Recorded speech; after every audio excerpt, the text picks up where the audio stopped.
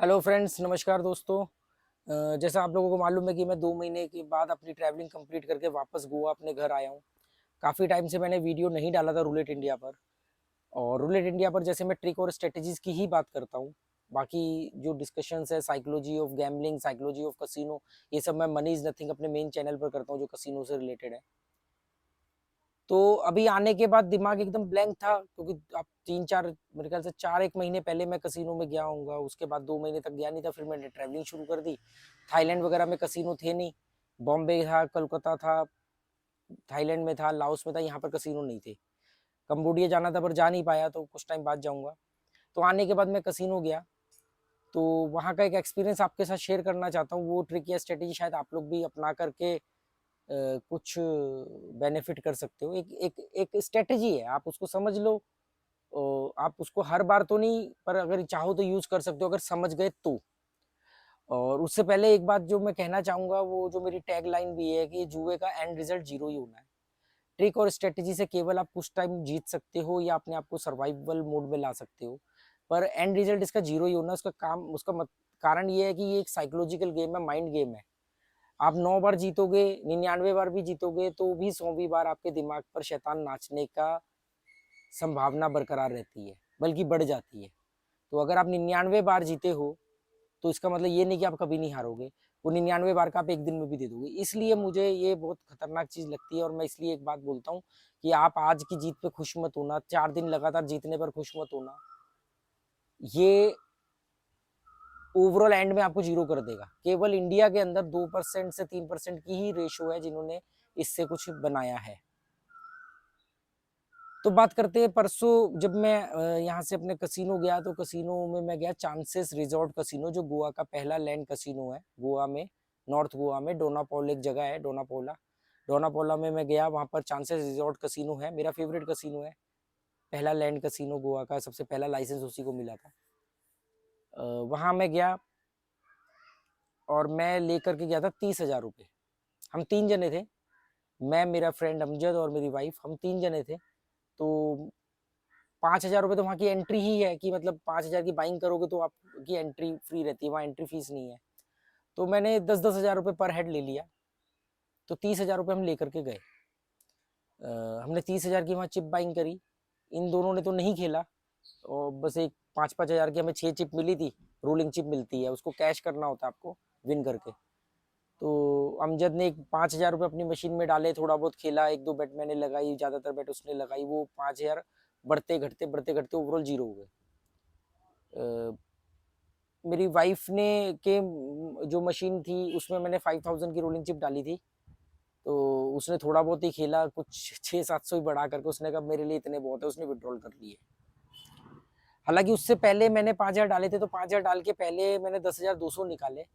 पहले मैं थोड़ा थोड़ा विन करके प्लस मोड में आना चाहता था। तो 5,000 डाल के मैंने 10,200 निकाल चुका था, तो एक साइकोलॉजिकल ये था कि हाँ, हम 5,000 प्लस है। तो वो जो 5,000 गए थे अमजद वाले, तो वो हम इक्वल ही थे। उसके बाद मैंने 5,000 डाले, 5,000 की चिप ली टेबल पर, रूलिंग चिप। तो वहाँ पर 5,000 के हमने 6,000 ही किए, 8,000 तक गए थे। पर वो मैं कैश आउट करता रहता हूँ, छोटा छोटा कैश आउट करता रहता हूँ, तो मेरे पास रूलिंग चिप कम बची थी, और वो लगातार बेट आ नहीं रही थी, मतलब मुझे नंबर भी समझ में नहीं आ रहे थे। तो मैंने वहाँ से वो आखिरी की जो बेट 2 बची थी चिप, जो 2 बेट लगाई, वो नहीं आई, छोड़ दिया। तो वहाँ पर हम सिर्फ 1,000 रुपये प्लस करके ही हमने टेबल छोड़ा। मतलब 5,000 की हमने रोलिंग चिप लेके खेले वहाँ पे कलर लेके। तो रोटेशन घुमाने में सिर्फ 6, मतलब 2 विड्रॉल किए थे हमने 3-3 हज़ार के, बाकी हमारे पैसे चले गए।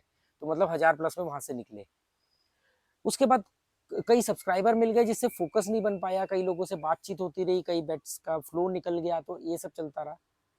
तो पर उसमें जो मेन स्ट्रेटेजी मैं आप लोगों के साथ शेयर करना चाहता हूँ, जैसे मैं एक जगह पर मैं खेल रहा था, तो मैंने आपको बताया कि जो 10-15 गेम की हिस्ट्री होती है वो आपको बताती है कि किस तरफ रूलेट जा रहा है।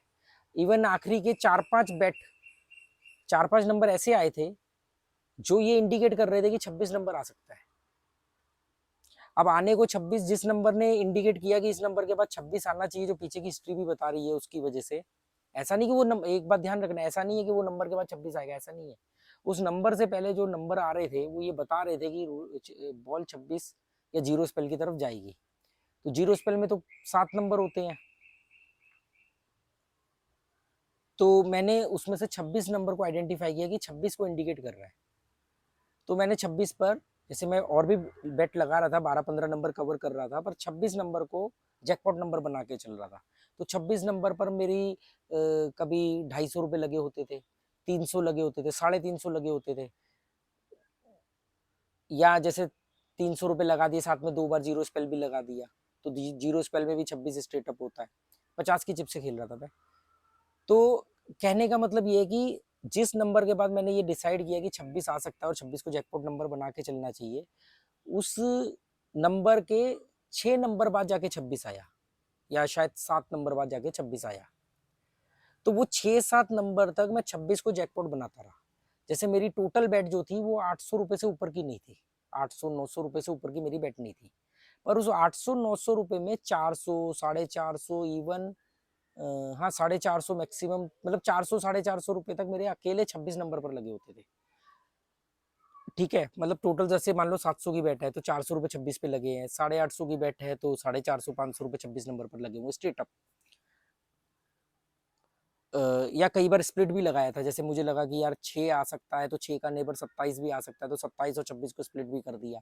तो आप इस बात को समझो कि मैं ये कहना चाह रहा हूँ कि मेरी जो बेट थी वो 800-900 से ऊपर की नहीं थी, उस पर 50% से ज़्यादा अमाउंट मैंने 26 पर लगाया हुआ था। 26 नंबर आने पर मेरा पे आउट कितना था, 9,000, कभी 11,000, कभी 11,500, कभी 8,500, ऐसे करके था। मतलब 8,000 से नीचे का पे आउट नहीं था। और बेट कितने की थी? बेट थी 700-800 रुपये की। अब अगर आप मान लो कि 800 रुपये की बेट मान लेते हैं हम, और अगर मेरी 6 बेट लगातार नहीं आई है और 7वें में 26 ने मुझे दे भी दिए 8,000 रुपये, तो मेरे को मिलेगा क्या? कुछ नहीं मिलेगा, क्योंकि 6 बेट पे 800 रुपये के हिसाब से 4,800 रुपये चले गए। उसके बाद अगर 26 नंबर आ भी गया और उसने 8,000 दे भी दिए, तो मिलेगा तो 3,000 ही। इसलिए गेम को ऐसे बिछाया जाता था, ऐसे 12 से 15 नंबर कवर आते थे, होते थे, कि बेट तो सारी आ रही थी, पर क्या हो रहा था, 700 की बेट है, 900 रुपये आ रहे हैं, 200 का ही प्रॉफिट आ रहा है। कई बार ऐसा हुआ कि 850 की बेट है, 650 रुपये आ गए, क्योंकि टिके रहने के लिए आपको पैसा चाहिए ना। तो मैंने उस 26 नंबर का 7 गेम तक पीछा किया, पर हर गेम में मुझे मेरी लागत वापस आ रही थी। मतलब मेरे मेरे मेरे जितने की बेट होती थी उतना पैसा आ रहा था, उसे 100-200 रुपये बढ़ के ही आ रहा था। अगर 200-300 रुपये बढ़ के आ रहा है तो वो भी मैं 26 नंबर पर लगा देता था अगली बार, क्योंकि मेरे को ये श्योर शॉट था मेरे एक्सपीरियंस के हिसाब से कि ये 26 नंबर अगली 5-7 गेम में मारेगा। हो सकता है शायद नहीं भी मारता, तो भी मेरे को लॉस नहीं होता, क्योंकि मैं इक्वल पैसा तो ले ही रहा था। जैसे आप, और इस बीच में आपको और एक मजेदार बात बताऊं, ये आपको बहुत काम आएगी, कि जब मैं 26 का पीछा कर रहा था और 26 को जैकपॉट नंबर बना के चल रहा था, तब 2 बार 3 और 1 बार 0 भी आया था। 2 बार 3 आने का मतलब है कि 26 के इस तरफ वाला नंबर 2 बार आया पर 26 नहीं आया। 0 भी 1 बार आया पर 26 नहीं आया। इस 7 गेम में 2 बार 3 और 1 बार 0 भी आया, पर क्योंकि मैं जीरो स्पेल लगा के चल रहा था तो स्प्लिट का 900 रुपये मिलता है, तो 700-800 की बेट थी, 900 रुपये आ जाते थे। ऐसा नहीं था कि सिर्फ 26 को ही पकड़ के बैठ गए। अगर मान लो मैं 26 पे ही 500 रुपये ठोक करके 7 बेट तक नहीं लगाता, तो भी वो बहुत ज़्यादा प्रॉफिट नहीं आता, कि भाई अगर 400 रुपये 26 पे लगा दिए और 8-9 बेट बेट बाद में 26 आ भी गया, तो आपको बहुत ज़्यादा प्रॉफिट नहीं होता, और अगर नहीं आता तो लॉस ज़्यादा होता। गेम ऐसे लगाई थी कि हर गेम में कुछ ना कुछ तो आए, या इक्वली आए। और फाइनली 7वीं बेट बाद 26 नंबर आया, और उस पर मेरा पे आउट था उस समय 12,100 रुपये। तो जब 26 नंबर आया तो 12,100 रुपये आए। बेट कितने की थी? 850 रुपये के आसपास की बेट थी। 12,100 रुपये मुझे का पे आउट मिला। इससे पहले मेरा कोई लॉस नहीं हुआ था, वो 6-7 बेट में मैं इक्वल इक्वल पे चल रहा था, मतलब 900 आ गए, 100-200 कम आ गए, 100-200 बढ़ के आ गए, 26 पे फोकस था। तो वो फाइनली वो आया, 12,000 हो गए, 5,000 डाल के मैं खेल रहा था, ऑलरेडी वो 1,000 हो चुके थे, मतलब 4,000 मेरे जा चुके थे। 1,000 से वो वापस 3,500-4,000 पे आया, तभी ये आया कि एक नंबर को जैकपॉट बनाना है। तो ऐसे आप किसी को भी नहीं बना सकते, क्योंकि अगर आपने ऐसे रैंडमली कोई भी नंबर पकड़ लिया है तो कई बार वो नंबर 100-100 बार भी नहीं आता है, तब तक आपका पूरा जेब खाली हो जाएगी। जिसके आने की प्रोबेबिलिटी होती है उसी को पकड़ के चलना होता है, और उसकी गेम ऐसे बिछानी होती है कि अगर वो नहीं भी आया है, उसके आसपास भी बॉल आ रही है या उसके और कॉम्बिनेशन वाले नंबर भी आ रहे हैं, तो आपको लॉस ना हो। तो इसका कंक्लूजन जो मैं आप लोगों के साथ शेयर करना चाहता हूँ कि आप हिस्ट्री पर फोकस करो। जो भी गेम की हिस्ट्री है 8-10 गेम की, वो बताती है कि बॉल किस तरफ जा रही है। बॉल जिस तरफ जाने वाली है, जिस नंबर के आने की संभावनाएं हैं, उसमें से एक नंबर को पकड़ लो और पेशेंस रखो। अब सोचो कि अगर 6 गेम तक 26 नहीं आया और फाइनली मैं 26 को छोड़ देता और थोड़ी देर बाद 26 आ जाता, तो आपको क्या मिलता? थोड़ा बहुत मिलता, 2000 2,500 रुपये मिलता। आप कहते यार इसमें तो मैंने इतना पैसा गवा दिया और मिला क्या? पेशेंस नहीं गंवाना है। पर अगर खाली पेशेंस के चक्कर में रहोगे तो पैसा खाली कर देगा पूरा। तो उस बीच में बाकी नंबर्स ऐसे कवर करने हैं कि आपको छोटा छोटा प्रॉफिट आता रहे, भले 100-200 का प्रॉफिट आता रहे। जैकपॉट नंबर का वेट करना होता है। तो इसके बाद हम 12,000 रुपये, 12,100 रुपये, उसके बाद लगातार 2 बेट और आई, 26 के आसपास की ही बेट आई, जिसपे मैंने मतलब 13-14 हज़ार रुपये के आसपास हो गए थे, तो मैंने वो विड्रॉल किए। मतलब 5,000 डाले थे, 1,000 हो गए थे, फिर 13-14 हज़ार रुपये के करीब मैंने विड्रॉल किए उसमें से, मतलब 7-8 हज़ार रुपये का प्रॉफिट उसमें आ गया। इसके बाद मैंने सेम चीज़ थोड़ी देर बाद और करी, एक नंबर को लेके। बहुत देर से मुझे क्योंकि ना जनरली आप कभी नोटिस करना, कभी, हर बार नहीं, एक नंबर रिपीट भी होता है। उस दिन 3 बार रिपीट हुआ, 3 बार, मतलब 3 बार रिपीट कंटिन्यू नहीं, मतलब एक के बाद एक आया, ऐसा 3 बार हुआ। जिसमें से एक बार हम उसको नहीं कैश कर पाए, क्योंकि तब वो अमजद खेल रहा था। मैंने उसको बोला था कि एक आया है, एक दोबारा रिपीट मार सकता है, उसको लगा ले। तो तब तक वो नो मोर बैट हो गई और वो एक ही रिपीट मारा।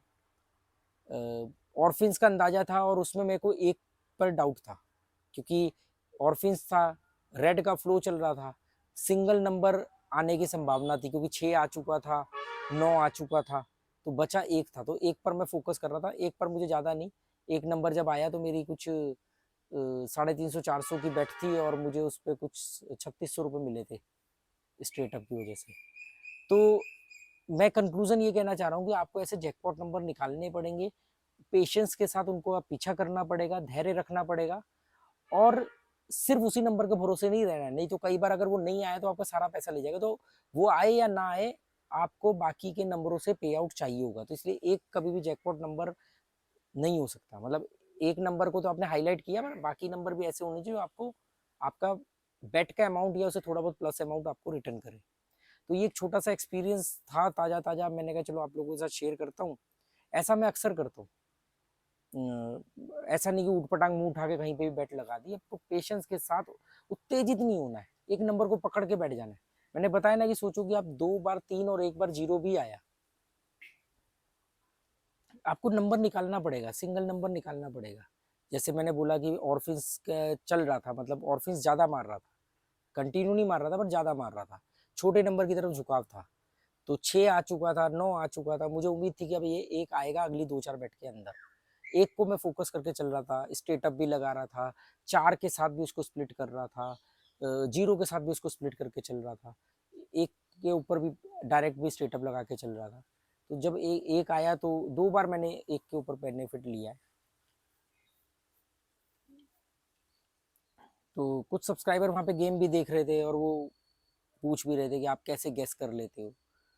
तो मैंने उनको बोला कि गैस नहीं करता हूँ, कुछ कैलकुलेशंस होती हैं जो हर बार नहीं बैठती, ये भी ध्यान रखना पड़ेगा।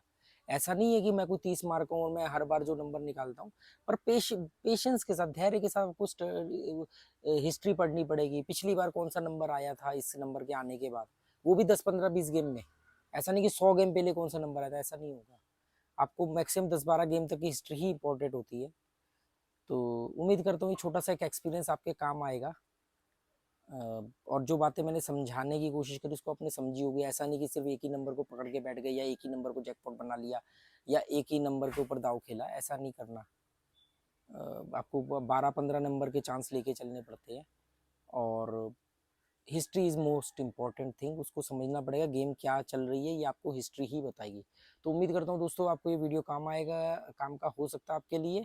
जुआ छोड़ दो तो बहुत अच्छा है, एंड रिजल्ट इसका 0 है। अब मैं गोवा आ चुका हूँ तो कुछ दिनों में आपको रेगुलर वीडियो मिलने शुरू हो जाएंगे। और कुछ चीज़ों से मुझे आपको बचाना है, जो लहर चल रही है, कुछ आपको मिसगाइड किया जा रहा है, कुछ आप लोग धोखे में आ रहे हो और आपको बहुत आगे जा कर के एहसास होगा कि आप एक गलत ट्रैक पर चल रहे थे। तब आप मुझे याद करोगे, पर तब तक आप बहुत कुछ गवा चुके होगे। तो मेरा काम है अभी आपको उसके लिए आगाह करना। हो सकता है कि कुछ लोगों कुछ लोगों को तो बचा पाऊंगा मैं। और ये सब चीज़ें मैं मनी इज़ नथिंग पर करूँगा। क्योंकि यहाँ पर मैं ट्रिक और स्ट्रेटेजी की बात करता हूँ, वहाँ पर इस तरह की बातें करता हूँ।